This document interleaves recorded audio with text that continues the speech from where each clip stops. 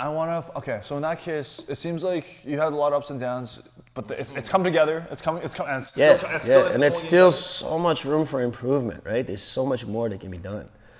But again, I want to like implement it where we can manage it, because if there's too many things going on at the same time, then things fall through the cracks and problems arise. And but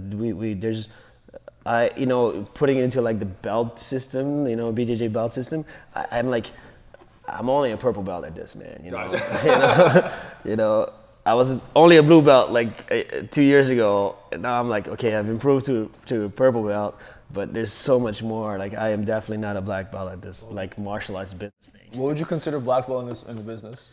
There's a lot of really good guys out there doing really good work.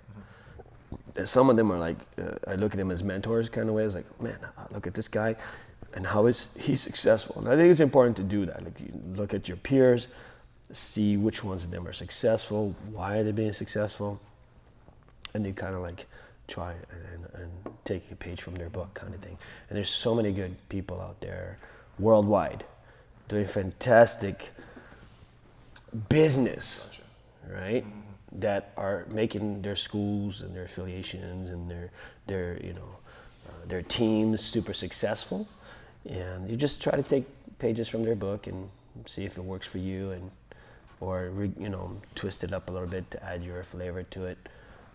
But yeah, I see them where they are, and I'm like, okay, I'm here, and that's what I'm talking about. There's so much more to learn and improve to get to the level of some of these other people in our industry, So yeah, I got a long way to go still, I think.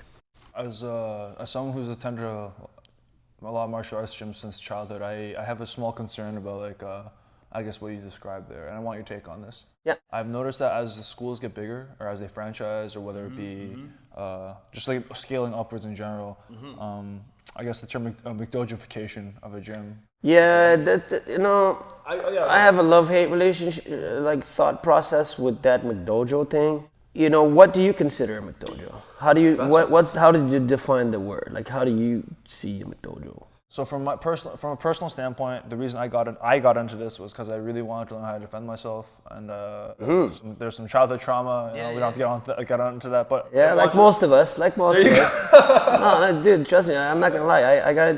I fell in love with martial arts because I was bullied as a kid. So like most of us, right? But the funny thing is, a lot of the most successful people, a lot of successful people in martial arts were bullied. Like, the biggest that we know of, GSP, like he talks about it all the time, right? Yeah. But he became one of the greatest fighters ever. So adversity can do wonderful things. I thought I was learning something legitimate as a early teenager, and then I got into an altercation, and it was very, very clear it wasn't. So this is basically, I got taught fake news. And that has never sat well with me. I thought I was a confident individual, and then it turns out my whole world was shattered. Yeah. So when I say McDojo, you're not the first or the last.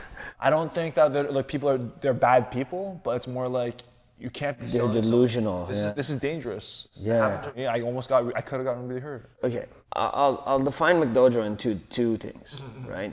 One, ability of the instructor and the school and what they're selling, martial arts wise, right?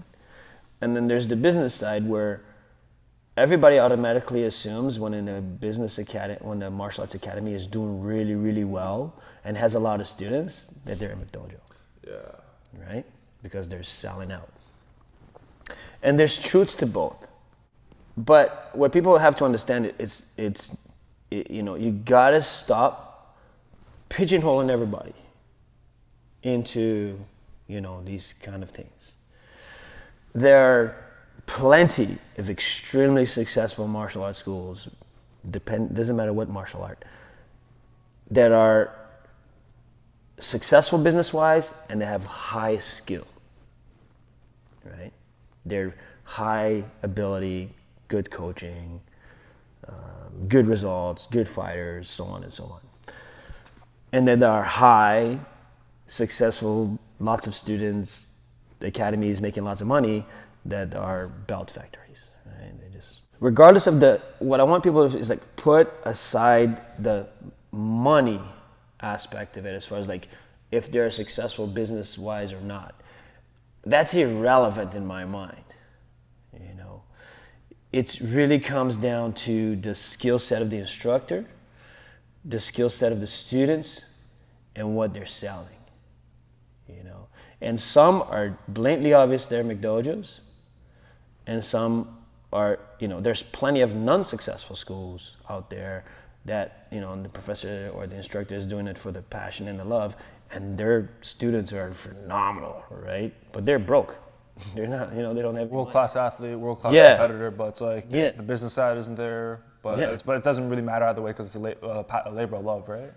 Yeah, it is unfortunate that in our industry, but here's the thing, it doesn't matter which industry. There's always charlatans or whatever, right? Sellouts. But here's something interesting. There are also a lot of academies or McDojos that just don't know any better. Why? Because if I'm a student and I go to an academy and, you know, they're selling this thing, and definitely, like you said, maybe in your scenario, they're not, you know, really doing the right thing by showing and teaching something that's effective. But I buy into it. I just don't know any better. I'm delusional. I just don't know any better. I go through the whole system. I get my belts. I get my black belt. I love it because, you know, I'm enjoying it. I love the relationships I build. I like my instructor. He seems like a really good guy. He seems like he knows what he's talking about. He's got the credentials and all this other stuff. It's not he's a bad guy, right? It's not he's a bad guy. He's actually a good guy. Maybe he's a good guy, but he's selling something that maybe, again, it could be like my point I'm trying to make is like, okay, I love all this. I want to open my own thing. So that doesn't really necessarily mean that you're a bad person. You're a McDojo, yeah, but maybe you're delusional to it. You're just doing what you know and what was passed down to you. You were never taught any better, so it's just the cycle keeps going. And so the cycle keeps going. So I think there's so many layers to this. What I don't like is like people try to make life black and white. It's not. You know, life is not black and white. There's a lot of shades of gray. Anytime, even recently, someone called me, one of my affiliates called me. It's like, oh, I got a friend of mine here in the city that we're in, and they're really upset because some dude who's definitely not credentialed is opening around the corner. And I'm like, so? Who cares? He's like, well, you know, this. What are you worried about, man? There's always going to be people like this.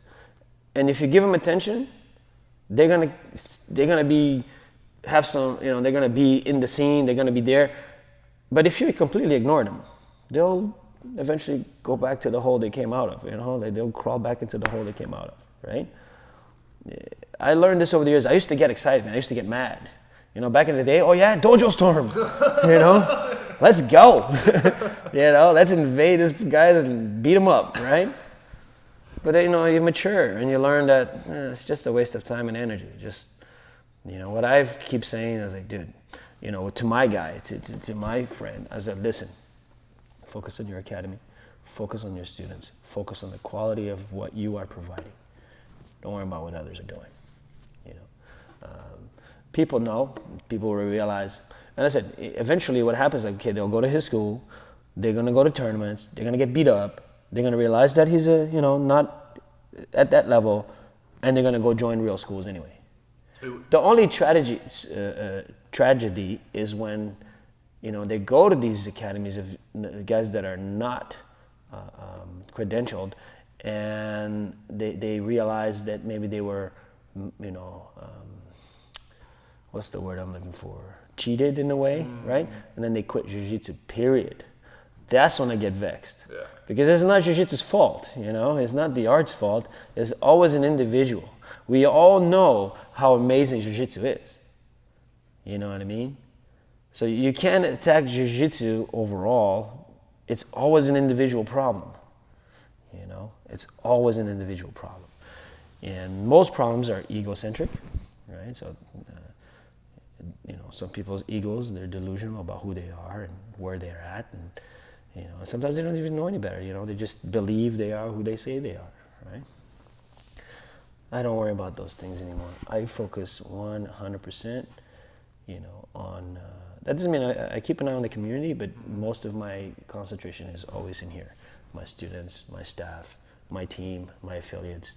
That's where all my energy is at all the time. That's where I'm worrying about all the time and focusing on all the time. If there's a goofball, open, and that's the thing, like, same thing, like, I had a couple of gyms open near me. And, at first I was like, oh my God, they're gonna steal away, students. Like, I'm competing for students. And then after I was like, actually, I don't worry about that. I don't worry about that anymore. I'd imagine. As long as I, do a proper job on my end, I'm gonna keep being successful.